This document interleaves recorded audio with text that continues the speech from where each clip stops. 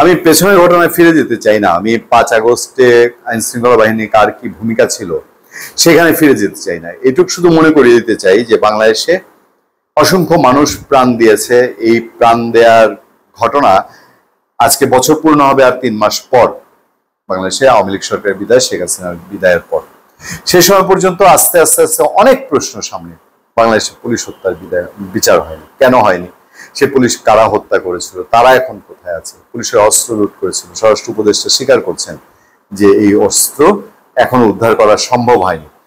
তারপর সেই সময়ের প্লট, কতজন জঙ্গি জেল থেকে পালিয়ে গিয়েছিল, তারা কতদূর পরিমাণ যেতে পারে, এখন কি তারা দেশে আছে না দেশের বাইরে আছে?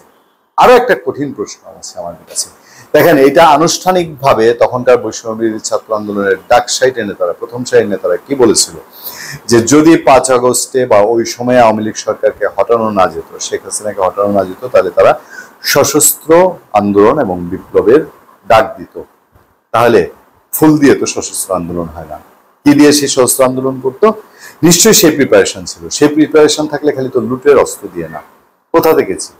এই যে নানান গুলির প্রশ্ন ওঠে, স্বরাষ্ট্র উপদেষ্টা সাবেক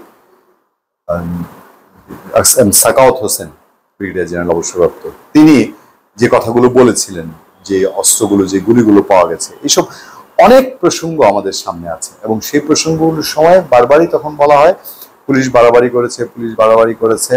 এই বাড়াবাড়ি করার ফল হিসেবে অনেক পুলিশ প্রাণ দিয়েছে, এটাও অনেক সময় দাবি করা হয়। এরপর আস্তে আস্তে পুলিশ নিষ্ক্রিয় হয়েছে গত কয়েকদিনে। বিশেষ করে সোশ্যাল মিডিয়ায় যারা দেখবেন যে ঢাকা কলেজ এবং সিটি কলেজ, এই 2 কলেজের সংঘর্ষের সময় পুলিশ অ্যাগ্রেসিভ হয়েছে, ছাত্রদের আঘাত করেছে, অনেকে মজা পেয়েছে। অনেকে প্রশ্ন করেছে পুলিশ ছাত্রদের পিটাচ্ছে, এতে আনন্দ পাওয়ার কি আছে? এই যে ভেতরের গভীরতাটা, কেন বাংলাদেশের ছাত্রের উপর আঘাত করলে 1 বছর আগে, 2 বছর হয়নি, বাংলাদেশের মানুষ ফুঁসে উঠেছিল, এখন ছাত্রদের আঘাত করলে কেন মানুষ একটু আগের মতন ফুঁসে ওঠে না, এবং বরঞ্চ বলে যে পুলিশ তো এখন নড়ে চড়ে উঠছে, তাই না? এরকম হয় না? 5 আগস্টের সময় পুলিশকে সহনীয় থাকতে বলা হয়েছিল, এখন অনেকটা এরকম যেন যে পুলিশ সহনীয় না থাকুক, এই যে কথায় কথায় রাস্তাঘাট বন্ধ করে। আপনারা দেখেছেন একজন সেনা কর্মকর্তা সুনামগঞ্জে সোশ্যাল মিডিয়া একদম ভাইরাল মতন, উনি যেভাবে বললি রাস্তা অবরোধ করা মেডিকেলের স্টুডেন্টদের ট্যাকেল করছিলেন, বলছিলেন, এটা সবাই অ্যাপ্রিসিয়েট করেছে। কেন?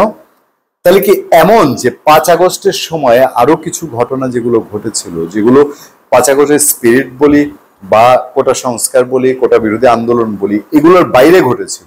ওই যে আমি বলছি, জেলখানা থেকে যারা পালিয়েছে, যারা পুলিশ হত্যা করেছে, সেই জিনিস বাংলাদেশের মানুষ এখন আর ভালোভাবে নিচ্ছে না। তারা রিয়েলাইজ করছে যে তখন ওই আন্দোলন এবং সাধারণ একটি দাবির আড়ালে আরো কেউ অনেক কিছু খেলেছে। সেই খেলার অংশ হিসেবেই বাংলাদেশে অনেক পুলিশের প্রাণ গিয়েছে, যেটা এখন আর বিচারের কোনো কথা, আওয়াজ। আমরা বলি যে প্রতিটা প্রাণী তো সমান মূল্য না। আপনার আমার সন্তানের জন্য আমরা যেরকম কাঁদি, একজন পুলিশ সদস্যের মাও তো এখন সেরকম কাঁদছে। তো সেই সংখ্যাটা একদম কম না, পুলিশের সংখ্যাও কম না।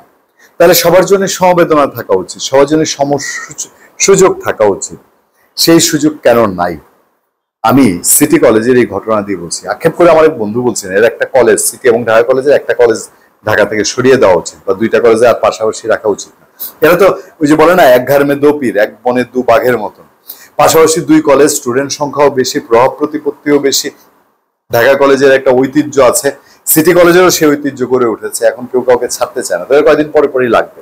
তো আমি সিটি কলেজ, ঢাকা কলেজে কে দায়ী না সেই জায়গায় যেতে চাচ্ছি না। ওখানে যে পুলিশ নিয়ে ঘটনা এবং এটার যে একটা ওভারঅল সারা দেশে প্রভাব পড়েছে, পুলিশ অ্যাগ্রেসিভ হয়েছে, এখানে মানুষের কেন যেন কোনো বিদ্বেষ, ঘৃণা, ক্ষোভ নাই।